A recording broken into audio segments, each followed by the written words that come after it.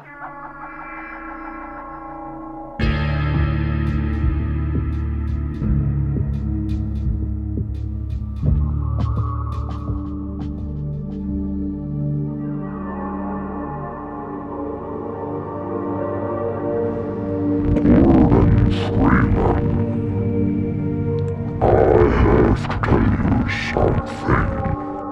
am your greatest fan. Could I have a photo with you, please? So, let's talk about Half-Life.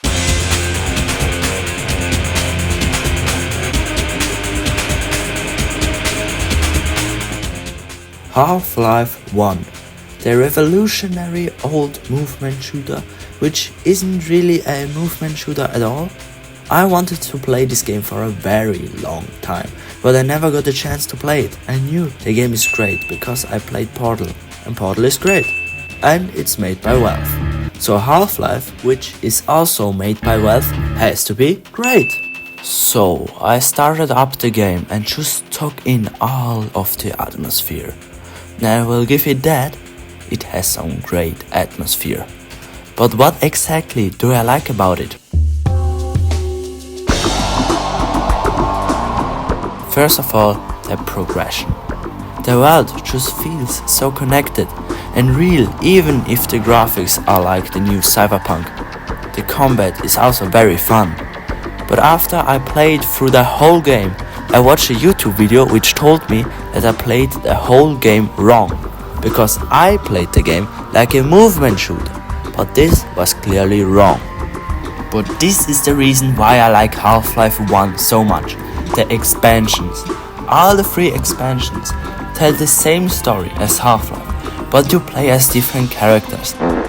And I think this is just so cool to see Gordon Freeman in Blue Shift and Barney in Half-Life 1. It's just such an amazing concept, and it is executed perfectly. Like, you don't need to play the original Half-Life to enjoy Opposing Force and vice versa. But this video tells all the stories at the same time. Go and check it out. But what I don't like about Half-Life is the end. Zen is just so bad, and the end boss is also not great. I also played the expansions besides Decay, and they were fine. Opposing Force is definitely the most interesting one. But the main thing that makes Half-Life so great is the interactability with levels. You can flick a light switch or get a snack out of a vending machine. It just makes sense in the world you live. And through that, the game just makes sense, even if the graphics are not realistic. But if you want to play this game yourself, stay away from Half-Life Source. If you are a newcomer to the series, you might want to get the Source version, because it's newer and it has updated weapon models and better water. But all of the bugs just ruin it. I got lucky on my playthrough and just encountered one annoying bug. And no, I wasn't dumb and made the mistake which I just described. I just got all the Half-Life games in a bundle, so I also tried Half-Life Source after I played the normal version. Speaking of this bundle, it was a great deal. It was about $10 and the bundle is still there, so if you want to get all of Half-Life 1 and to go and buy the bundle. Speaking of Half-Life 2.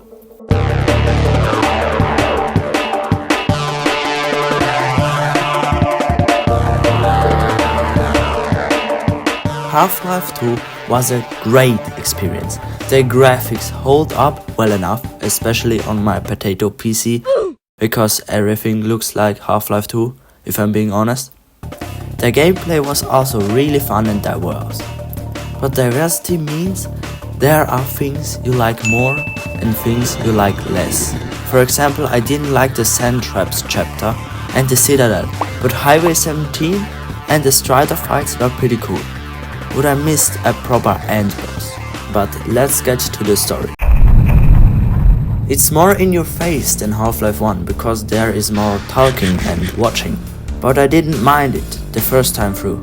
But if you replay it, it's very noticeable. I like the physics though.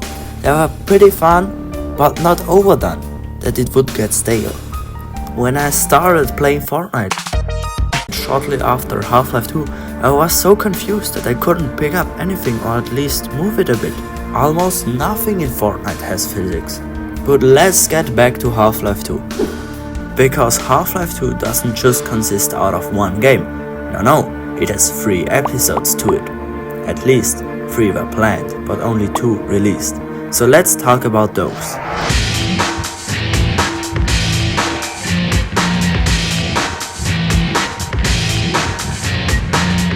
Okay, rant time.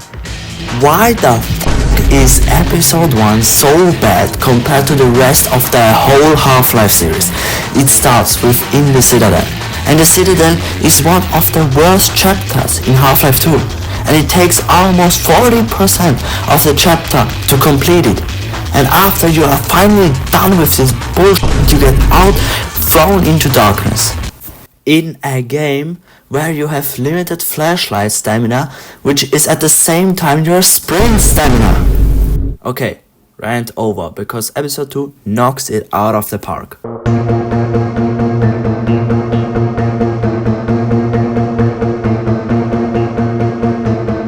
It has fun and interesting levels and places you go, like a mine or an insect nest. Its gameplay and story is also fun with new enemies, and it has also a pretty fun finale. It feels like a final boss. The last cutscene is pretty pointless though, because it just ruins the happy ending, and Half-Life Alyx just reverses it anyways. But that's Half-Life 2 and its episodes, because episode 3 didn't release yet. But you noticed maybe that the video isn't over yet. That's because there is one more game to talk about. Black Mesa.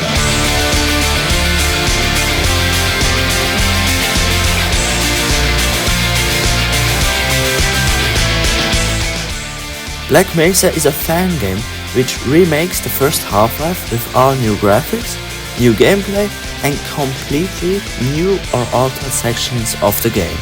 And I love it. It's so well done, it's a ton of fun to play, especially if you played the original Half-Life. It also adds new music to special moments, which made fights seem more cinematic than ever. Just look at this fight at the start of Surface Tension and take it all in.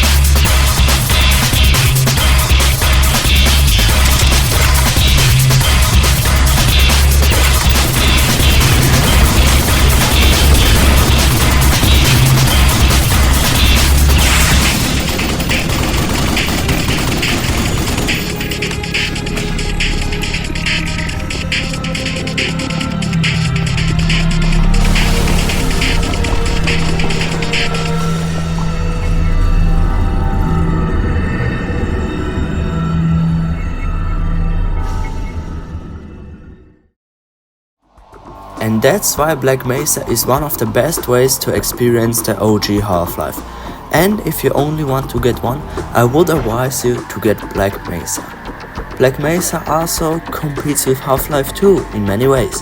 It also has physics, better graphics and similar gameplay. But it has more epic moments than Half-Life 2, which pushes it, at least for me, just over it. So if you want to get only one Half-Life game, I would get Black Mesa.